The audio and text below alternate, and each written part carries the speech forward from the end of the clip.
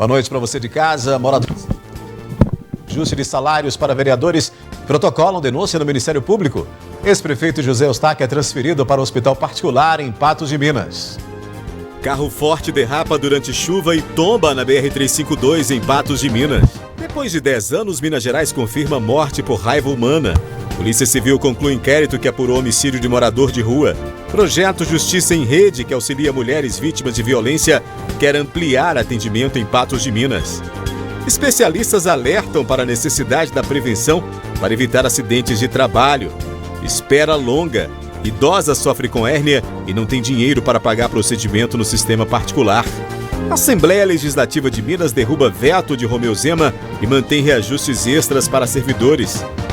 Deputado critica governador em Patos de Minas e diz que forças de segurança estão insatisfeitas.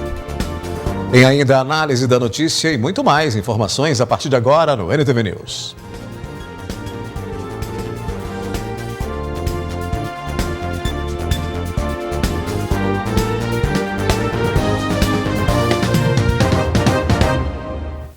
A Polícia Militar Rodoviária registrou um acidente de trânsito envolvendo um veículo utilizado para o transporte de valores que capotou na BR-352 em Patos de Minas.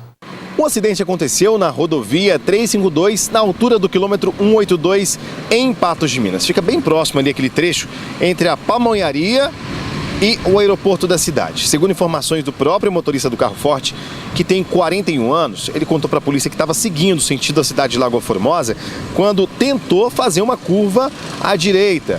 O caminhão acabou tombando, ele ficou parado do lado esquerdo da pista, impossibilitando a passagem de outros veículos. Estava acompanhado com outras 2 pessoas que trabalham na empresa de valores. A Polícia Militar foi acionada, fez o controle do trânsito. O Corpo de Bombeiros de Patos de Minas, juntamente com o SAMU, foram até o local para fazer o socorro das vítimas que foram levadas para o Hospital Regional aqui em Patos de Minas. Eles não correm o risco de morte, apenas escoriações leves pelo corpo e a empresa de valores levou um segundo caminhão para fazer o transbordo da carga de valores e logo depois liberar a pista. Foi por mais ou menos 4 horas que o trânsito ficou parado devido a esse acidente. Muitas pessoas que precisavam sair ou entrar em Patos de Minas ficaram impossibilitadas. Segundo informações, uma quantia de R$2 milhões estava nesse carro forte. Essa informação não foi confirmada pela empresa de valores, apenas divulgadas em alguns sites aqui da cidade de Patos de Minas. A Secretaria Estadual de Saúde confirmou um caso de raiva humana em Minas Gerais. O último registro da doença no estado foi há 10 anos. A vítima é um adolescente indígena de 12 anos que morreu no último dia 4 de abril. Ele morava em uma aldeia na zona rural de Bertópolis, no Vale do Mucuri. Segundo a prefeitura, o jovem foi mordido por um morcego. A Secretaria Estadual aguarda os exames de um possível segundo caso, o de uma menina da mesma idade e da mesma aldeia. Ela está internada aqui em Belo Horizonte e seu quadro de saúde é estável, com evolução positiva. Entre as ações de prevenção e controle da raiva, está ocorrendo a vacinação de cães e gatos em cidades da região. Amanhã será a vez de Teófilo Otoni. A Polícia Civil concluiu o inquérito que apurou a morte de um morador de rua de 73 anos de idade, ocorrida no mês passado no centro de Patos de Minas. A Polícia Civil de Patos de Minas, através da Divisão de Homicídios da Delegacia Regional de Polícia Civil, concluiu o inquérito sobre a morte do idoso de 73 anos, aquele que foi pisoteado na cabeça por 21 vezes por outro homem de 50 anos. A polícia concluiu que os dois, eles eram homens de situação de rua, estavam consumindo bebida alcoólica e o vídeo, inclusive, que mostra o homem sendo pisoteado, ele é muito, mas muito forte. Eu tive acesso, consegui ver esse vídeo e realmente as cenas são muito fortes, estão no alto do processo, já foram encaminhadas para o judiciário analisar e esse homem de 50 anos, ele segue preso preventivamente. Eu vou começar agora com o delegado da Divisão de Homicídios, Luiz Mauro Sampaio, porque você não teve acesso em primeiro momento ao vídeo, porque a polícia conseguiu fazer a prisão dele, ele foi levado para a delegacia e depois para o presídio, e quando você teve acesso ao vídeo, é muito assustador o motivo fútil que levou o suspeito a fazer aquilo, né? Exatamente, tanto a futilidade que levou a esse ataque, quanto à crueldade também praticada pelo autor e a dificuldade que o fato aconteceu, que dificulta qualquer situação de defesa da vítima. Com isso tudo, todas essas 3 qualificadoras foram colocadas no bojo do inquérito e levadas, então, ao conhecimento do Poder Judiciário e do Ministério Público, para que, então, possa ter a sua visão e aí fazer todo o procedimento, que é o procedimento agora do Poder Judiciário, com ampla defesa, o contraditório e todos os outros direitos e deveres que serão determinados pela Justiça. Doutor, com vídeo a situação muda um pouco, porque o suspeito disse que teria recebido um tapa no rosto, mas o vídeo não mostra isso, né? Na verdade, não existe isso. Na verdade, quem dá o tapa inicial, né, os tapas, é o próprio autor. E mesmo que tivesse recebido um tapa no rosto, isso aí não seria motivo para, de uma forma imoderada, completamente fora da razoabilidade, ele, depois de ver que a vítima já se encontrava no solo apagada, continuar desferindo diversos chutes na região da cabeça da vítima, com a intenção realmente de matar, tendo falado isso, e isso tendo sido ouvido por testemunhas que estavam no local. Então, nada justifica, pelo contrário, só aumenta a possibilidade de punição desse autor que cometeu esse crime bárbaro em uma via pública na cidade de Patos de Minas. A gente questionou com relação ao olho vivo, a polícia militar ter chegado depois e não ter conseguido salvar o homem, mas o lapso temporal é muito pequeno para a polícia chegar a tempo de salvar o homem, né? Sim, a polícia militar fez um excelente trabalho, porque imediatamente após constatar uma primeira agressão, já acionou os próprios militares, que logicamente dependem de um tempo razoável para se chegar, mas imediatamente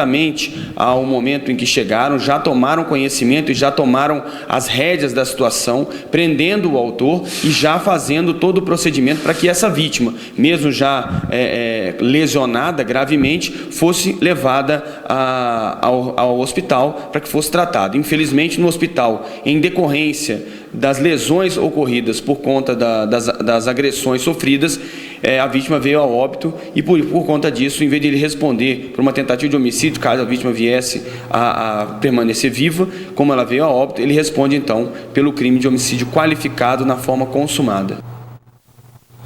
Em instantes aqui no News, o projeto Justiça em Rede, que auxilia mulheres vítimas de violência, quer ampliar atendimento em Patos de Minas. E 10ª região da Polícia Militar recebe mais de 20 novas armas de pulsão elétrica. A 10ª região da Polícia Militar recebeu visita nesta terça-feira com 23 armas de pulsão elétricas para serem usadas no policiamento ostensivo por meio do deputado federal subtenente Gonzaga. Para a 10ª região da Polícia Militar foram entregues 23 pistolas de emissão de impulso elétrico. O armamento não é letal e já foi usado por policiais de Patos de Minas em ocorrências como a do dia 25 de fevereiro de 2019, aonde um pedinte foi imobilizado pelo choque elétrico. O suspeito teria desacatado a ordem de abordagem, tentou fuga e resistiu agressivamente à prisão. Segundo a Polícia Militar de Patos de Minas, o equipamento ajuda a resolver situações menos graves e sem vítimas fatais. Todos os municípios receberam pelo menos uma. Então, assim, hoje a gente está com os policiais na ponta da linha, no destacamento mais distante, com essa alternativa tática.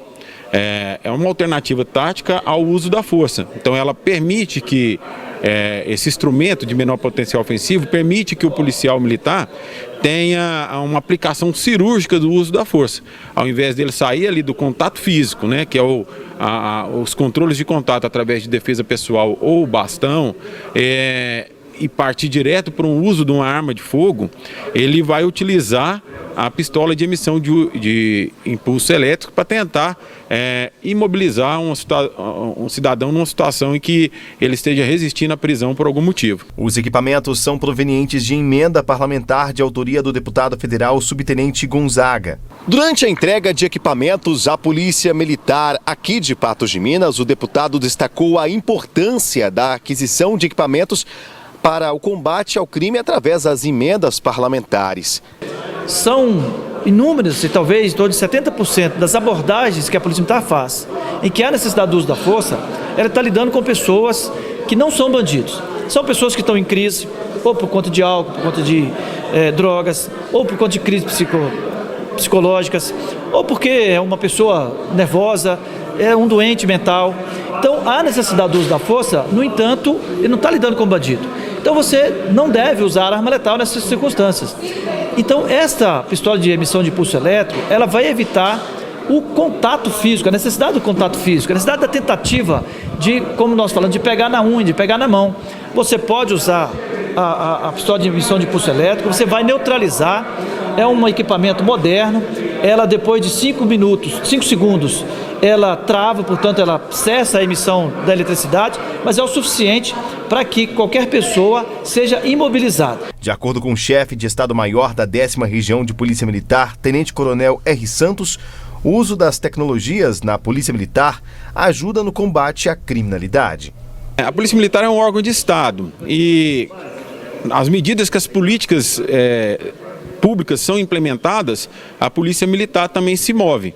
Nós viemos aí desde a aplicação do nosso plano estratégico, que contém os valores institucionais, os direcionamentos que a Polícia Militar aponta para que lá na ponta da linha o soldado, o cabo, o sargento, o oficial que também está na ponta da linha, tenha o direcionamento para onde nós queremos ir, para onde que é a finalidade que a Polícia Militar tem que aplicar a sua efetividade na segurança pública. E a Polícia Militar aplica esses direcionamentos na aplicação do policiamento extensivo e na preservação da ordem pública. O projeto Justiça em Rede foi criado para conscientizar e unir a população em prol das mulheres vítimas de violência. Em Patos de Minas, o grupo de articulação da rede atua desde o ano passado e quer ampliar os atendimentos a essas mulheres. O projeto é uma iniciativa da Coordenadoria da Mulher em Situação de Violência Doméstica e Familiar do Tribunal de Justiça de Minas Gerais. E em Patos de Minas teve início em agosto de 2021. Um trabalho que, a longo prazo, visa melhorar o atendimento às mulheres vítimas de violência doméstica e diminuir a reincidência de casos. Esse Justiça em Rede foi criado pela Coordenadoria da Mulher em Situação de Violência e eles prevêem uma junção de esforços de todos os atores da rede, coordenados pelos juízes e juízas que tenham competência em violência doméstica. Então, nós começamos com um grupo de articulação da rede já em agosto do ano passado aqui, mas se espelhando também em todo o movimento que nós fizemos na comarca de Governador Valadares, com um grupo de articulação. As ações englobam o Poder Executivo, Legislativo e Judiciário, Ministério Público, Defensoria, a OAB, Polícia Civil, Polícia Militar, além dos grupos ligados diretamente ao atendimento à mulher. Dentro do Poder Executivo, todos aqueles responsáveis, os atores que estão na linha de frente. Então, aqueles que atuam na área da saúde, aqueles que atuam na assistência social, na educação, eles são importantes para nós porque nós fazemos o quê?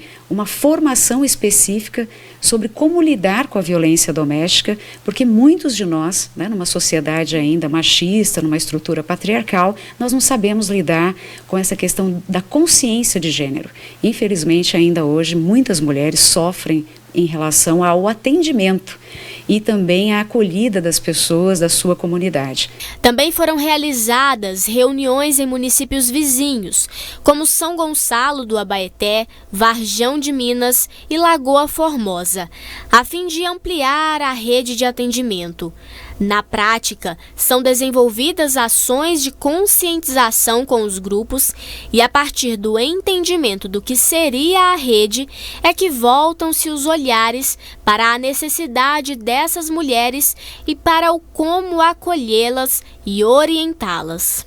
Primeiro começamos com a sensibilização dos grupos. Então, primeiro, todos esses atores foram chamados, nós fazemos uma reunião uma vez por mês sobre a coordenação. Então, todos esses atores, inclusive a comunidade no sentido amplo, sociedade civil organizada, ajuda demais conosco. Já observaram movimentos do Sistema S, da Rede COP e de vários outros de universidades que nos ajudam. Então, primeiro a gente sensibilizou essas pessoas, depois disso nós começamos a fazer ações direto com a comunidade. Ainda nós estamos numa fase de levantamento e de sensibilização criação de lugares humanizados. O espaço Acolhida, que fica no prédio do Fórum Olímpio Borges, foi um desses espaços humanizados. O local foi criado para transmitir conforto e segurança para as mulheres no ato das audiências com os agressores. Todos os espaços organizados até agora vieram da união desses grupos, por meio de doações e serviço voluntário. Além disso, o intuito da rede é também esclarecer como as pessoas, vítimas ou a população de modo geral, podem recorrer à ajuda por meio dos canais de atendimento, que hoje os principais são a Polícia Militar, Polícia Civil, o Centro de Atendimento à Mulher, o atendimento também é feito pelo WhatsApp, a Delegacia Virtual e o aplicativo de suporte às vítimas de violência doméstica, o MG Mulher. Além do Instagram Rede Patos, que fornece também informações e orientações à população, bem como os atendimentos. Lá nós temos as cartilhas, o histórico de todas as nossas ações, quem são os nossos parceiros, quem ajuda nessa grande luta, e também nós vamos ter uma programação até dezembro. Daqui a pouco tem dica de preço baixo para você. E olha, as tradições e a programação das celebrações da Semana Santa em Patos de Minas.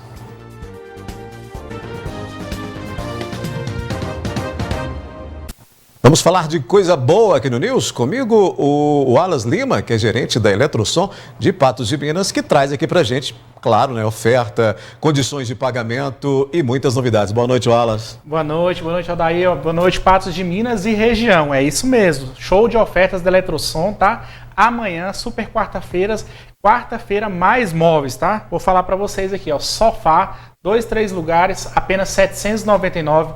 Guarda-roupa de casal, é isso mesmo, guarda-roupa de casal, apenas R$ 649. Então, você que tem dificuldade de aprovar o seu crediário, amanhã na Eletrosom, aprovamos o seu crediário em até 24 vezes no carnezinho, sem entrada, 4 financeiras para melhor te atender. Temos também fogão cooktop, apenas R$ 489.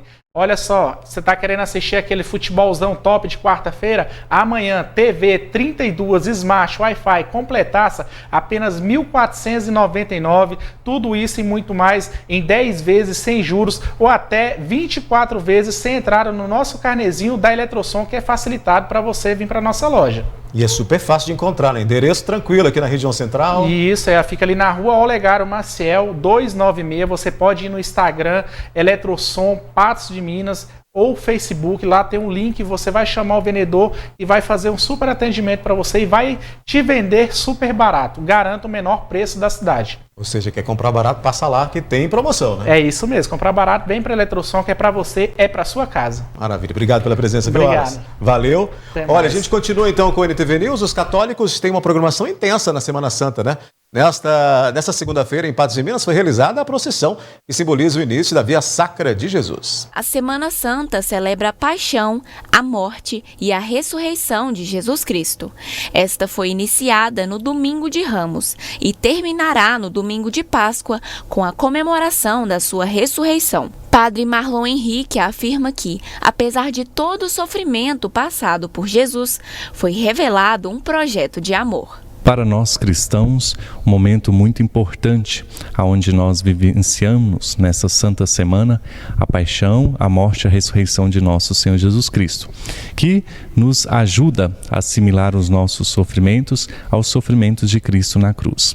Então, fazemos memória neste tempo tão importante e que nos recorda a ação de Deus, que assume a nossa condição humana, mas que revela o projeto de Deus Pai, um projeto de amor.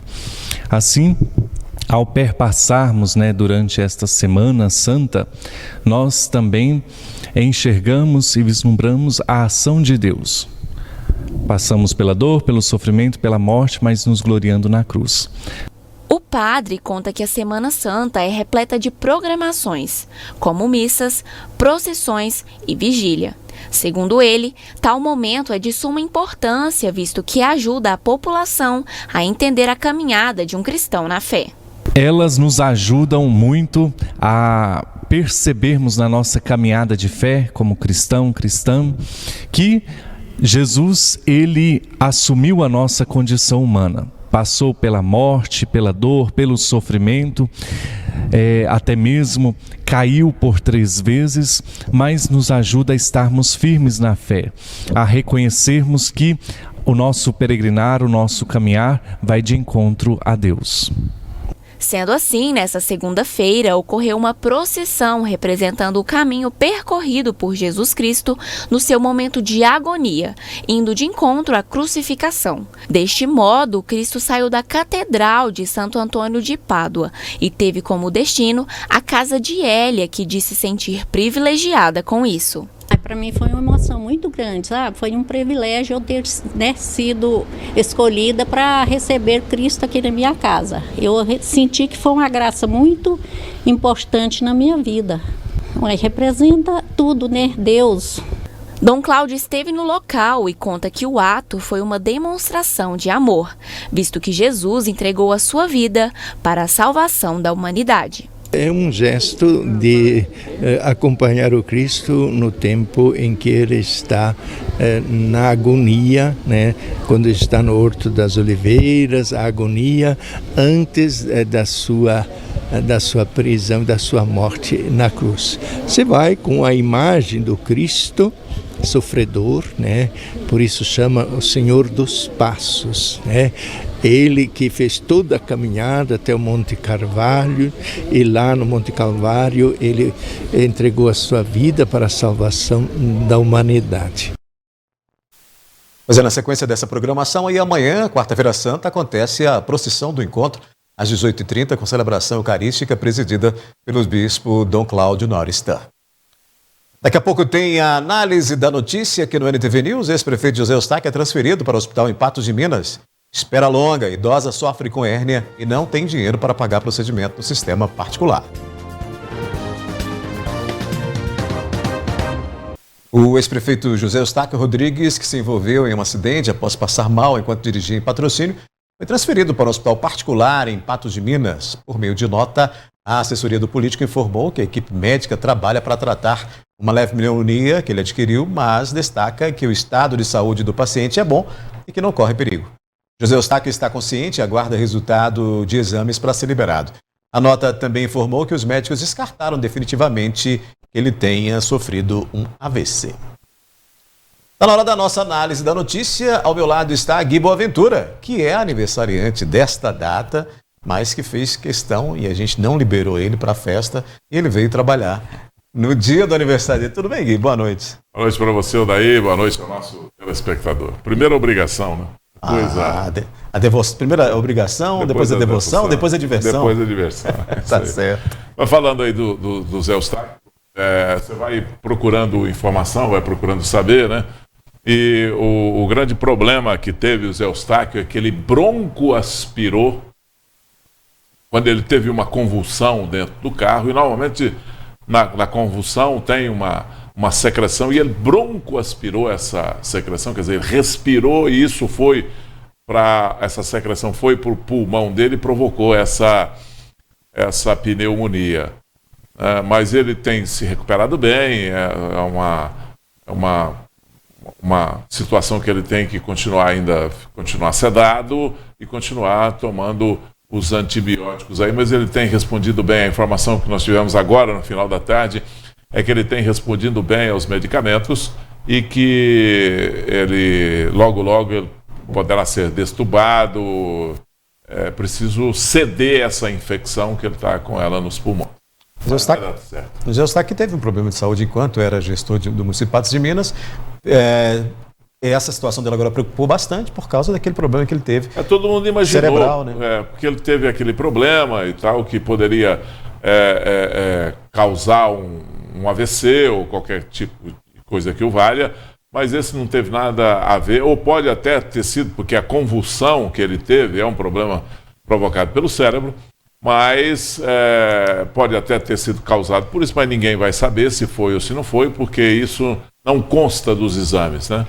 Não é fácil de descobrir essa causa ou a causa de uma convulsão. ele precisa agora tomar muito cuidado para não ter mais esse tipo de evento, né? É isso, a gente deseja aí um pronto restabelecimento da saúde do ex-prefeito. O Gui, agora a gente mostra mais um apelo por atendimento de saúde. A dona Terezinha, de 61 anos, sofre há anos com hérnia e está na fila de espera por uma cirurgia no Sistema Público de Saúde. Como o problema está se agravando, a idosa pede ajuda para conseguir realizar o procedimento e custa cerca de R$12 mil.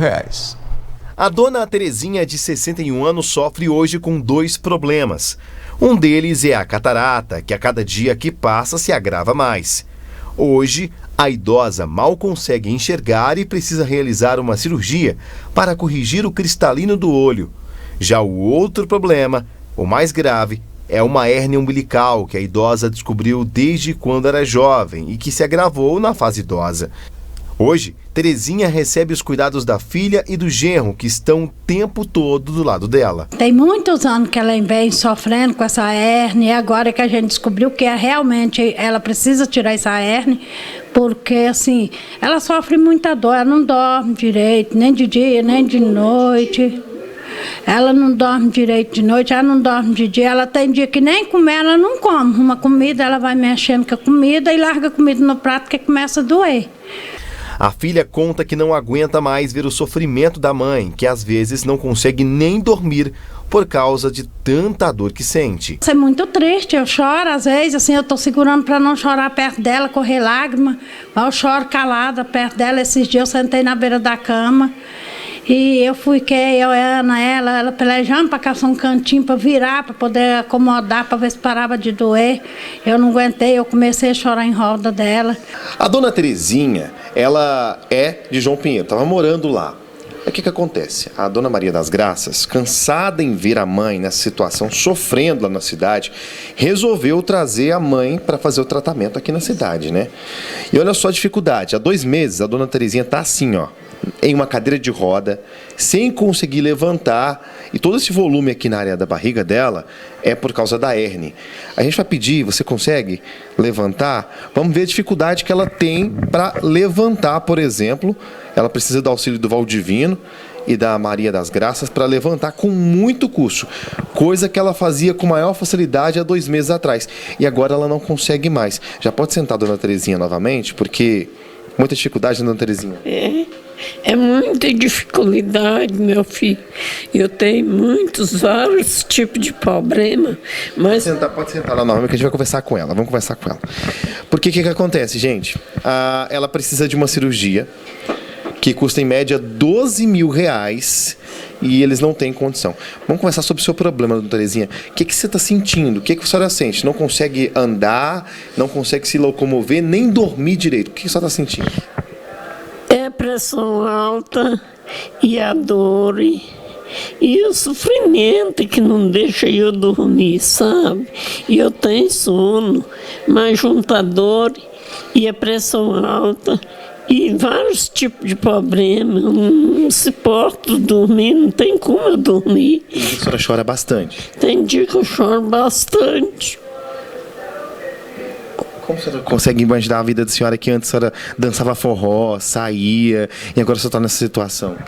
Aí eu fico pensando que eu fazia de tudo primeiro, trabalhava demais e graças a Deus eu tenho Deus no coração, cada um de nós tem Deus no coração.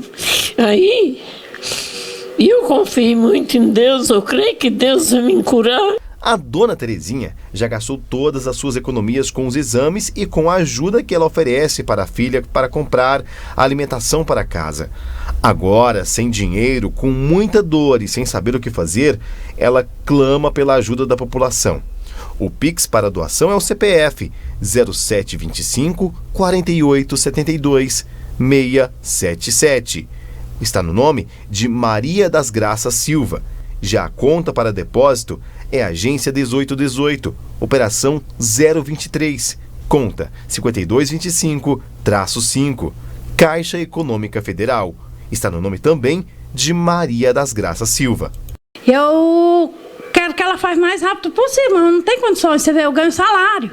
Eu trabalho de carteira assinada, mas eu ganho salário. Eu quero fazer uma galinhada beneficente para ajudar, se tiver como fazer uma vaquinha beneficente também para ajudar, porque quanto mais rápido eu conseguir tirar ela desse sofrimento, para mim vai ser o maior presente da minha vida. Gui, esse é mais um daqueles casos que a gente vem mostrando aqui, em que a família tem que fazer um apelo público porque não consegue esperar pelo atendimento via SUS, que demora e agrava a situação desses pacientes.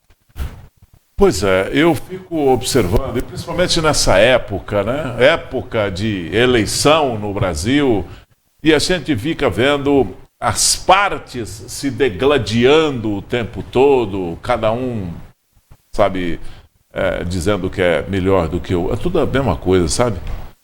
Entra ano, sai ano, entra político, sai político, e a gente passa pelos mesmos perrengues. Os mais pobres continuam sendo o marisco, na briga entre o rochedo e o mar. Só leva pancada. O pobre nesse país não tem vez. O pobre nesse país, que é quem mais paga imposto e quem não tem como sonegar, porque ele só paga imposto naquilo que compra. Sabe, na comprinha do mês ali tem um pinhão ali de quase 40% de imposto que ele paga. E não tem jeito. O rico só nega.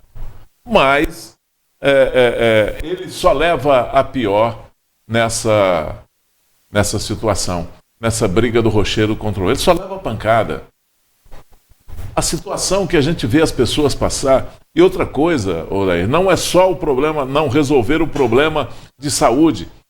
Porque quando a pessoa tem um problema de saúde e não tem condição para resolver aquilo particularmente, ele sai à procura, e nessa procura ele é humilhado. Sabe, ele é desprezado no meio do caminho, pelas autoridades, pelas pessoas. É muito fácil, você chega num departamento e fala, não, isso é do departamento A. Aí ele chega no A e não, isso é do departamento B. Isso é do SUS. Não, isso é do SUS Fácil. Não, isso é da Secretaria Municipal de Saúde. Então é muito triste essa situação. E a gente vê que um serviço público de saúde é tão doente como o SUS quando se trata de pessoas pobres. E aí a gente vê no dia a dia essa situação se repetindo e vendo que a corda sempre vai quebrar mais para esse lado de quem menos tem, de quem mais precisa. Né? Sim, e a sorte é que o povo brasileiro é extremamente solidário. É um povo solidário, é um povo caridoso. Então esse povo brasileiro acode às outras pessoas. E aí você vê na maioria das vezes o pobre acudindo o pobre. Porque quando você faz uma campanha, você pode ter certeza absoluta que se essa senhora fizer uma campanha aí, ela vai conseguir o dinheiro para fazer o seu tratamento. É gente que vai para a rua para fazer promoção, é gente que vai pedir dinheiro de porta em porta, mas arrecadam o dinheiro, ela vai lá e faz a sua cirurgia. Mas não é assim que devia ser. Né? Isso devia ser em casos de grande excepcionalidade. Mas, infelizmente, não é. Isso é o normal que acontece no Brasil. É uma política pública que não alcança as populações de baixa renda, que mais necessitam. Gui, vamos fazer uma parada rápida aqui no News. Depois do intervalo, você vai ver que a Assembleia Legislativa de Minas derrubou o veto de Romeu Zema e mantém reajustes extras para servidores. Deputado critica governador em Patos de Minas e diz que forças de segurança estão insatisfeitas. Moradores fazem ato contra reajuste de salário de vereadores e protocolam denúncia no Ministério Público. O plenário da Assembleia Legislativa de Minas derrubou por 55 votos a 3 em reunião extraordinária nesta terça-feira o veto do governador Romeu Zema sobre a recomposição salarial para os servidores civis e militares do Poder Executivo. Com isso, estão mantidos percentuais adicionais aprovados pela Assembleia Legislativa de Minas Gerais e que beneficiam as áreas de segurança pública em 14%, saúde também em 14% e educação em 33,24%, bem como auxílio social para inativos das forças de segurança. Com a derrubada do veto, o governador Romeu Zema tem 48 horas para promulgar os artigos que ele havia vetado. Se não o fizer nesse prazo, a tarefa da promulgação passa a ser da Assembleia Legislativa. Romeu Zema, inclusive, que depois dessa derrubada disse que vai à justiça contra esse veto derrubado na Assembleia. Mas ele não tem outro caminho. Esse foi o balaio de gato em que ele se meteu quando lá atrás no seu governo, lá atrás no início do seu governo, ele prometeu resolver o problema de parte do funcionalismo público do Estado de Minas Gerais, coisa que a gente sabe que não é tão fácil assim, né? Então o governador, ele prometeu lá atrás, quando viu que chegou não dava, o caixa não dava, o dinheiro não entrava, ele resolveu não cumprir com a palavra, deixou haver navios, aquelas pessoas que tiveram a esperança de ter o seu problema salarial resolvido, como o pessoal da área de segurança, como a questão que nós estamos vivendo aí em relação ao pessoal na área de educação, professores principalmente, e ele não cumpriu a sua palavra. Ele mais uma vez um político chega, bate no peito e diz que vai resolver a situação e não resolve. Agora, qual que é o caminho dessa história? Foi derrubado o seu veto pelo plenário com mais de 2/3 da Câmara, quer dizer, maioria absoluta. O 2/3 seria 51, 52 votos, foi para 55 votos, essa maioria absoluta, com 3 votos contra apenas, o resto foi abstenção, a diferença dos 77. E o detalhe mais importante é o seguinte: qual que é o caminho que isso vai percorrer agora, que essa história vai percorrer agora? Ele não vai promulgar essa lei. Essa lei vai voltar, esse veto vai voltar para o plenário vai promulgar, o presidente da Câmara vai promulgar essa queda do veto dele. Vira lei, vira regra. Aí ele vai ter o caminho de judicializar. Por que ele vai ter que judicializar essa questão?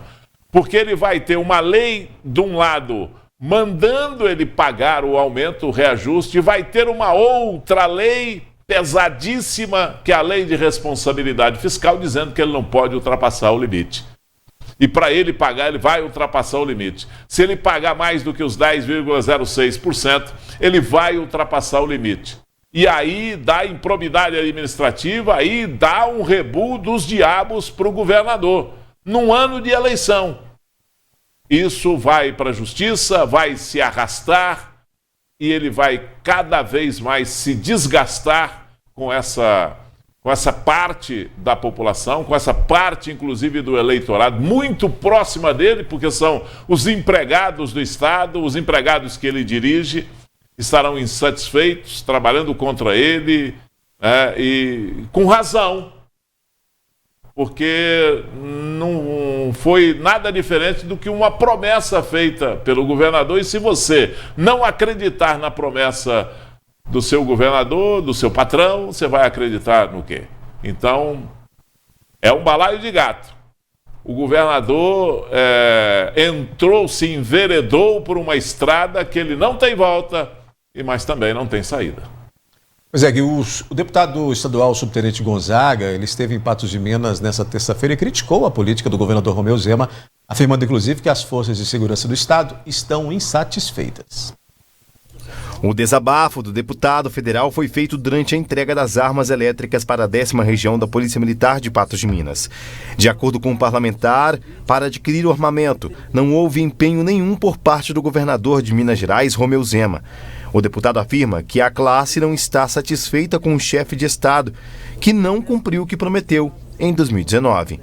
Há uma grande frustração dos policiais militares, bombeiros militares com o governador, porque o governador fez uma negociação com a categoria em 2019, garantiu um reajuste que cobria a inflação do período e depois ele mesmo vetou 2 parcelas. Portanto, há uma dificuldade da nossa categoria com o governador desde o momento que ele vetou essas parcelas. E agora a gente tinha a expectativa de que o governador reconhecesse primeiro reconhecesse a inflação, ela é real, não é fictícia. Depois reconhecesse o papel que a Polícia Militar, que o Corpo de Bombeiro, que a Segurança Pública exerce para a prevenção da violência, para o combate à criminalidade e para a governabilidade. Hoje, Minas Gerais tem os melhores resultados no combate à criminalidade do país. O deputado afirma que o governador tem se aproveitado dos bons resultados da polícia e que não tem investido na classe. O governador surfou na onda de um estado que é o mais seguro do país, sem que ele tenha feito nenhum investimento. Dessas pistolas aqui não tem um centavo de recurso do Estado. O recurso da Vale também não é recurso do Estado. As viaturas, a recomposição da frota, a renovação da frota, está sendo garantida com emendas parlamentares, de bancada, individuais, convênios com a Polícia Rodoviária Federal. Não há investimento do governador nas polícias, nas polícias militares, o Corpo de Bombeiro. Estão batendo porta de ministério pedindo ajuda.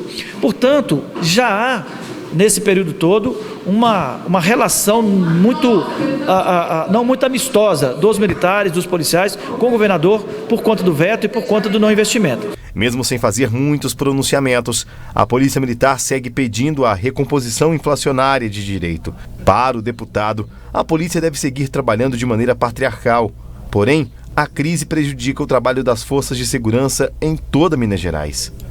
É natural que a sociedade vai continuar contando com a Polícia Militar, com o Corpo de Bombeiros. O que aconteceu na chamada estrita legalidade? É que, na verdade, a produção da Polícia Militar, ela é 70% de iniciativa do policial.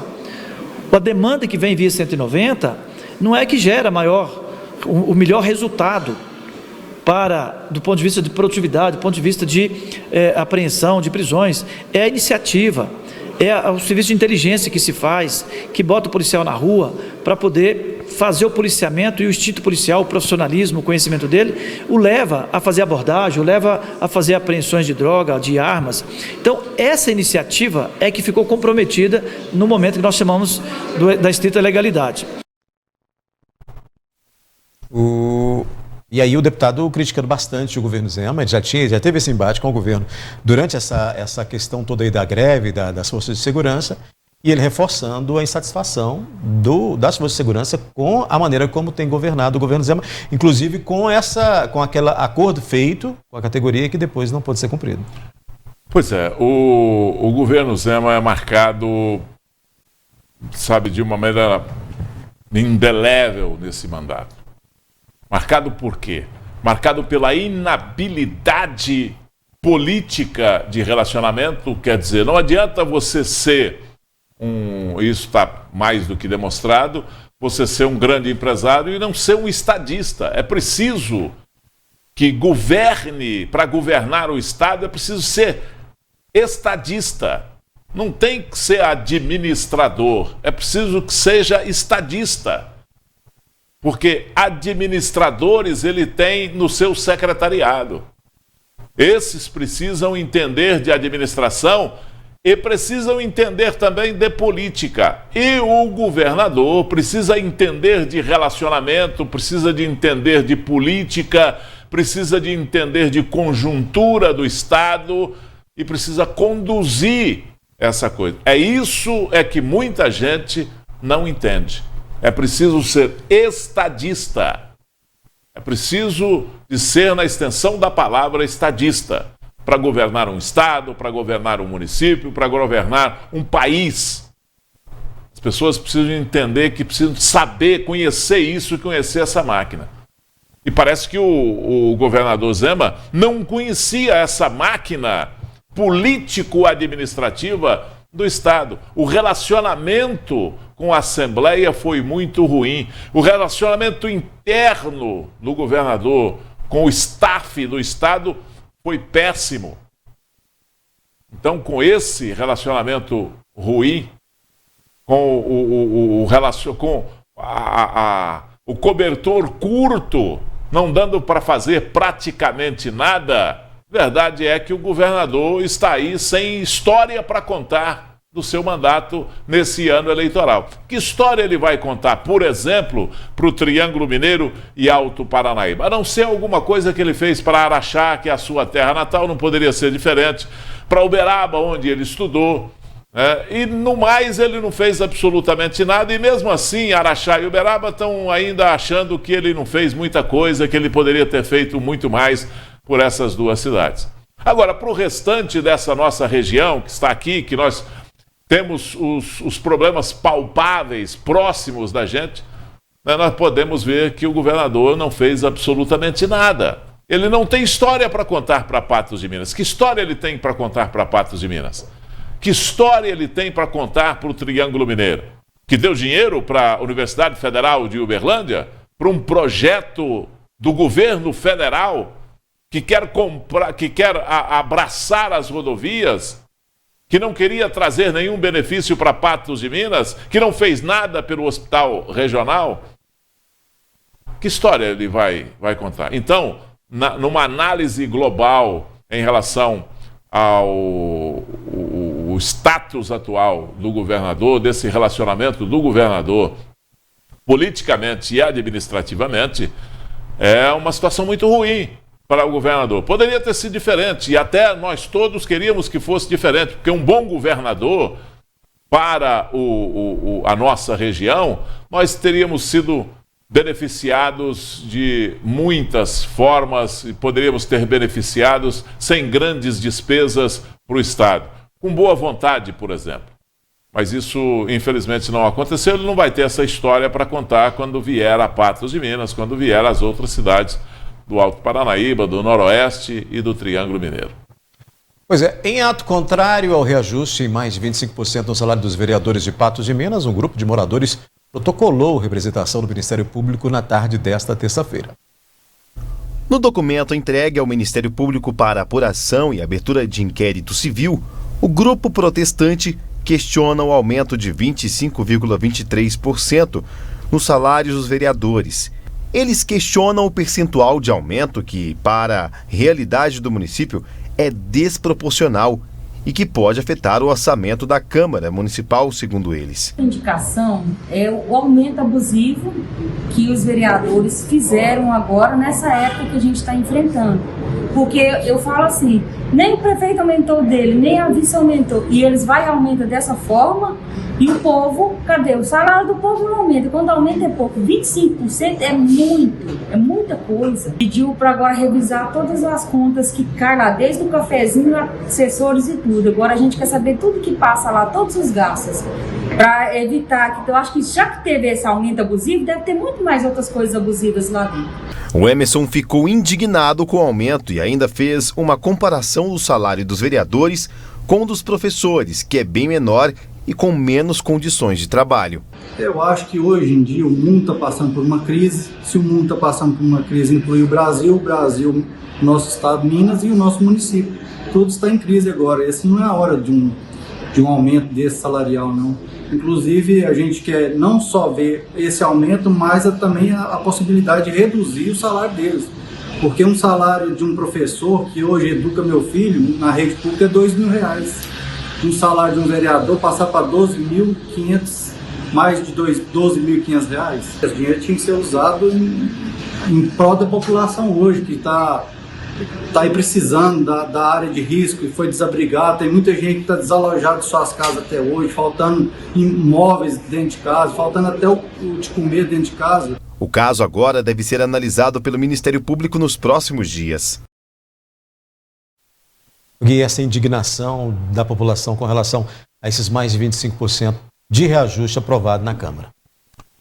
Olha, a população tem razão. E quando eu falo que a população tem razão, não é nem por causa do dinheiro, porque se não aumentar o dinheiro do vereador, o dinheiro continua sendo repassado do município, não aumentar o salário do vereador, o dinheiro vai continuar sendo passado do município para a Câmara e esse dinheiro vai ser gasto pelo presidente da Câmara de acordo com as suas regras, mas aplicado onde ele achar melhor lhe convier.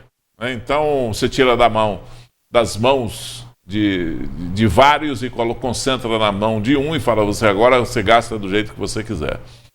O que precisa mudar aí é essa lei do repasse desse dinheiro da Câmara, da participação do Legislativo na arrecadação do município. 5% da arrecadação do município, ou do orçamento do município, tem que ser repassado para a Câmara Municipal todo santo mês, em 12 parcelas, todo santo mês. Se não passar, a Câmara derruba o prefeito. E derruba, assim, com a maior tranquilidade, embasado na lei. A lei é cruel em relação a isso. O prefeito não pode se descuidar. Se tem uma coisa que ele não pode deixar de pagar, é a Câmara Municipal, né?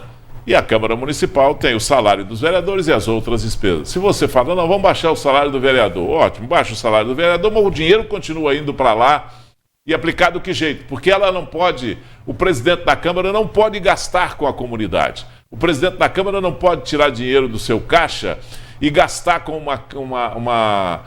por exemplo, repassar o dinheiro para a área da saúde, não pode repassar, não pode comprar cesta básica e dar para o pessoal, não pode fazer doação desse dinheiro para as vítimas da enchente, ele não pode a não ser aplicar no afim da Câmara Municipal, do trabalho do Legislativo, ele não pode fazer absolutamente mais nada com esse dinheiro. Então, o que tem que mudar é esse repasse. Agora, o que mais deixa indignado o povo, indignada a população, é o retorno da aplicação desse salário. As pessoas, se você for esmiuçando a conversa, vão mostrar para você que estão insatisfeitas com o trabalho do vereador. Se o vereador tivesse um trabalho mais proativo, menos político, partidário, menos todos esses envolvimentos e essas artimanhas que a gente observa durante um período legislativo, devia trabalhar realmente para o povo, fazendo regras, fazendo leis, buscando ouvir a população, ser mais participativo. Eu tenho certeza que o povo entenderia. Agora, o retorno que vem do vereador para a população é considerado por ela muito pequeno, por isso o salário é alto. E daí a indignação. Daí a indignação. Análise terminando, Gui Boaventura, falei com você hoje na hora do almoço, te dei os parabéns, mas novamente parabéns, felicidades para você. E o NTV News fica por aqui, obrigado por mais uma sua participação. Obrigado, boa noite para você, boa noite ao nosso telespectador. Boa noite e até amanhã.